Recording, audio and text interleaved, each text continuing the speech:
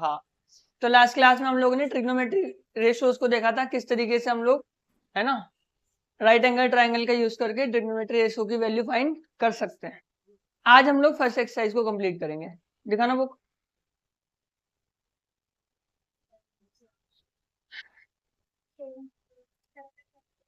देखो first question, in triangle ABC right angle at B, A B 24 centimetre, BC 7 centimetre, determine करना है sine A, cos A, sine C और cos सी की value. ठीक, तो एक राइट एंगल ट्राइंगल बनाएंगे सबसे पहले। ये कैसा बोर्ड खुला है भाई?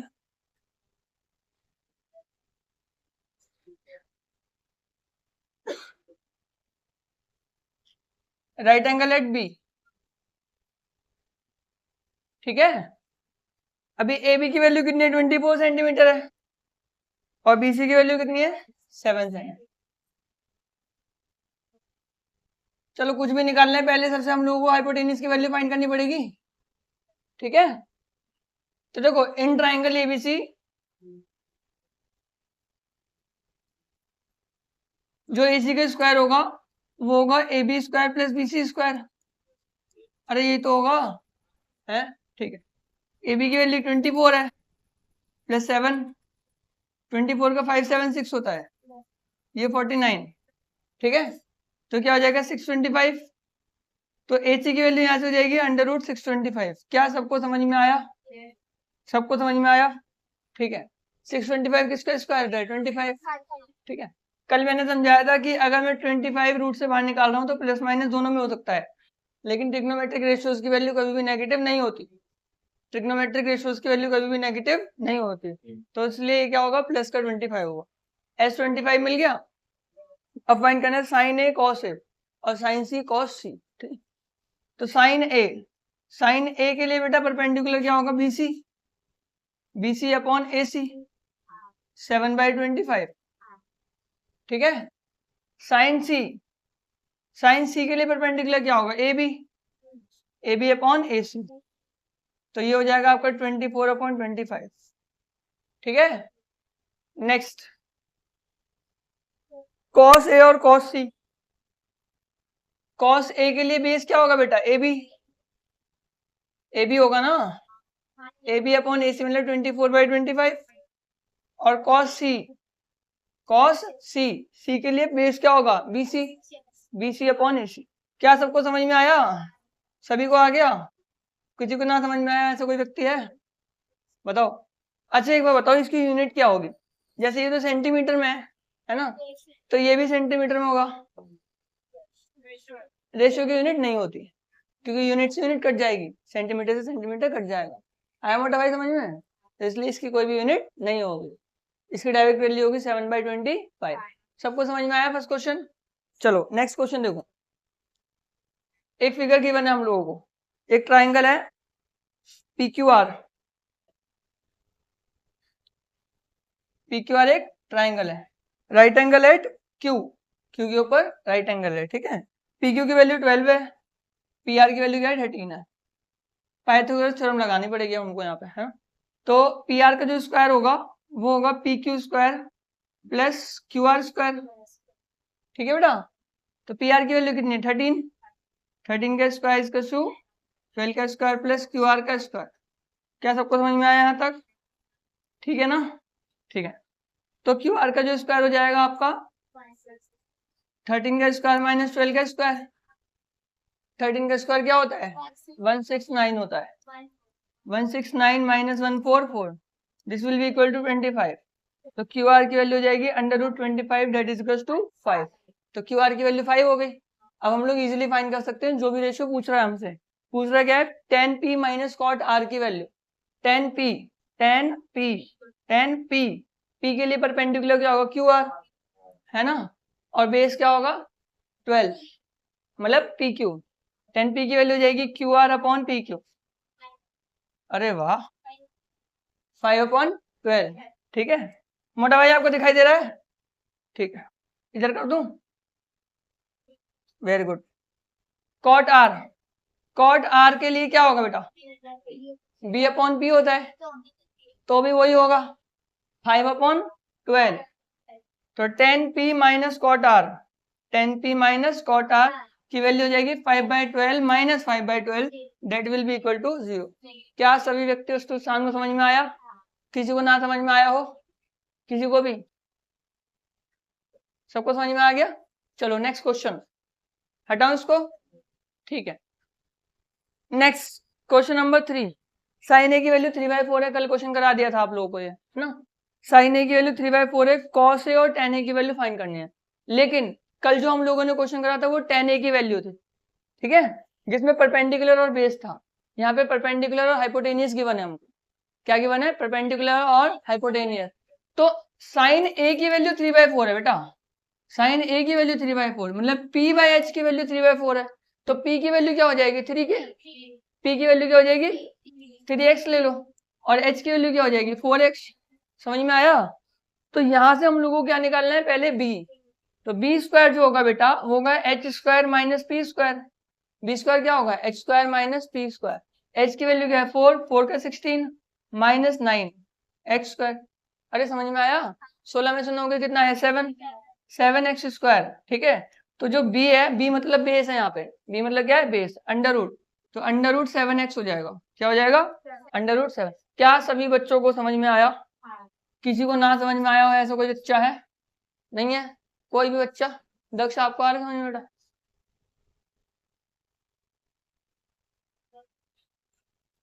ठीक है, नेक्स्ट देखो,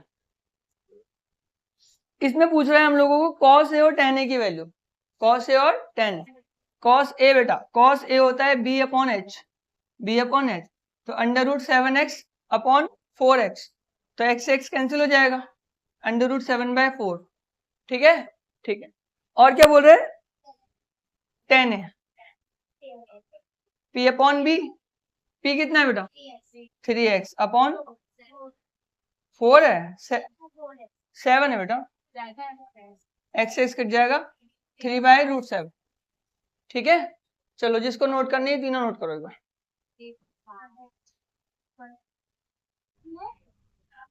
वैसे बता रहे हो? चलो नेक्स्ट क्वेश्चन देखो, मैं तो कराने को राजी हूँ बेटा। Question number 4, 15 cot a is equals to 8, 15 cot a is equals to क्या है? 8। हम लोग को फाइंड करनी है साइन ए और सेक ए की वैल्यू, ठीक। तो देखना बेटा ध्यान से, कॉट ए की वैल्यू हो जाएगी 8/15, कॉट क्या होता है? b अपॉन पी, तो b की और p की वैल्यू मिल गई हमको, b की वैल्यू हो जाएगी 8x और p की वैल्यू हो जाएगी 15x, ठीक है। तो h square is equal to p square plus b square, 15 का कितना हो रहा है? 225, 8 का 64, ठीक है, तो 289 हो जाएगा। h की value under root 289x square, ये किसका होता है?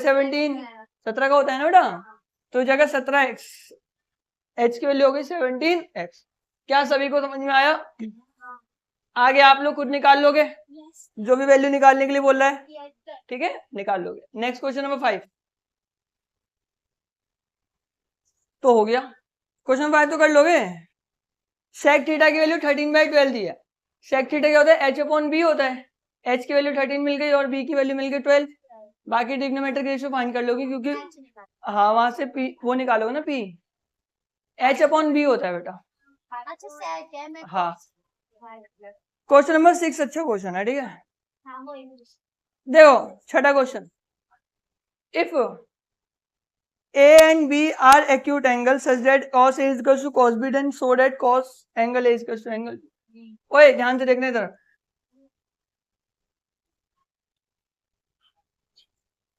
A और B acute एंगल है, ठीक है, और ये C हो गया।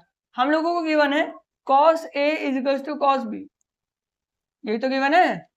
cos A का मतलब होता है AC upon AB, cos A का मतलब क्या होता है?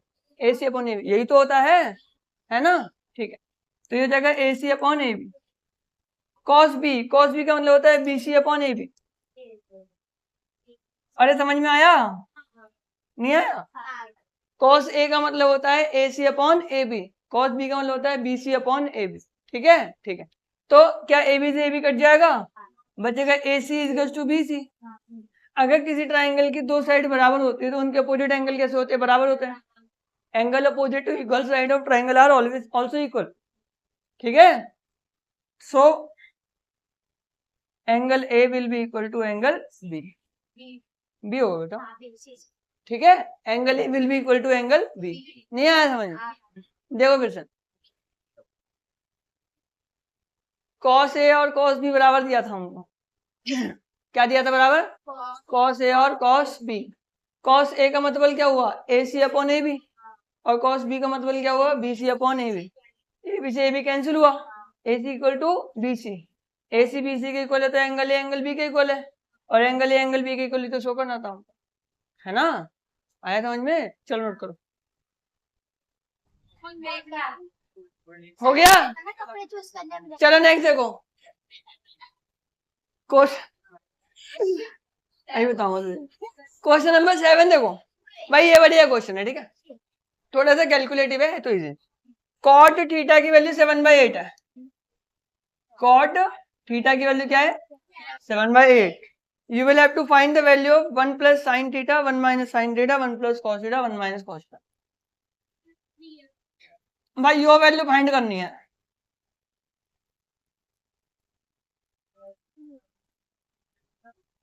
ठीक है, अरे पहले तो यही फाइंड करना है, दूसरा वाला देख लेंगे हम। पहले से देखो, देखो कॉट थीटा होता है आपका पी बी अपॉन पी, तो बी की वैल्यू क्या हो जाएगी? 7x, और पी की वैल्यू हो जाएगी 8x। क्या सबको समझ में आया? नहीं आया? आ गया। नहीं आया तो आगे क्या है भाई इसमें? कॉट थीटा भी तो कॉट थीटा क्या होता है? बी अपॉन पी होता है, तो बी हो गया पी हो गया। अब आ गया? अब समझ में आ गया? ठीक है, ओ लॉन्डे स्मार्ट लग रहा है। H square is equal to, अबे देख लो, H square is equal to P square plus B square होता है। अरे होता है, नहीं होता? होता है। पी की वैल्यू कितनी है? 8x का होल स्क्वायर, 7x का होल स्क्वायर। आया समझ में? 64x स्क्वायर प्लस 49, तो ये हो जाएगा आपका 113x स्क्वायर।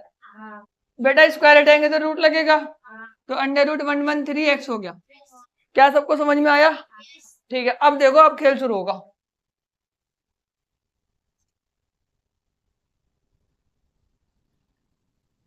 हमको इसकी वैल्यू फाइंड करनी है, ठीक है, तो ये हो जाएगा 1 प्लस, बेटा साइन थीटा होता है perpendicular upon hypotenuse, P upon H. P upon H, P क्या है? 8x मतलब 8 मान लेते हैं, 8/√113 डायरेक्ट कर दिया मैंने, x काट दिया, ठीक है, ठीक। और ये हो जाएगा आपका 1 माइनस 8/√113, ठीक है भाई। 1 प्लस 7/1/√113, 1 माइनस 7/√1। क्या सबको ये बात समझ में आ गई? सभी बच्चों को है? ठीक है, देखो ऊपर आइडेंटिटी लिखाई दे रही है हमको ए प्लस बी और ए माइनस बी की, ए प्लस बी और ए माइनस बी की। ए प्लस बी ए माइनस बी होता है ए स्क्वायर माइनस बी स्क्वायर, ए स्क्वायर माइनस बी स्क्वायर, ठीक है, ठीक है। तो 1 का स्क्वायर 1 हो जाएगा, 8 का 64, अंडर रूट 113 का 113 हो जाएगा, है ना?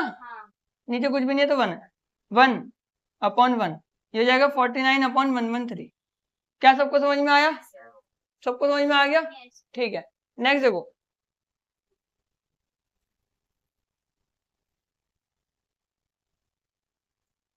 भाई ध्यान से देखना, एक का और 113 का एलसीएम लूंगा तो 113 आएगा, ये जाएगा 113 माइनस 64/113 और 113 माइनस 49/113, ठीक है, यू कटेगा ऐसे, है ना?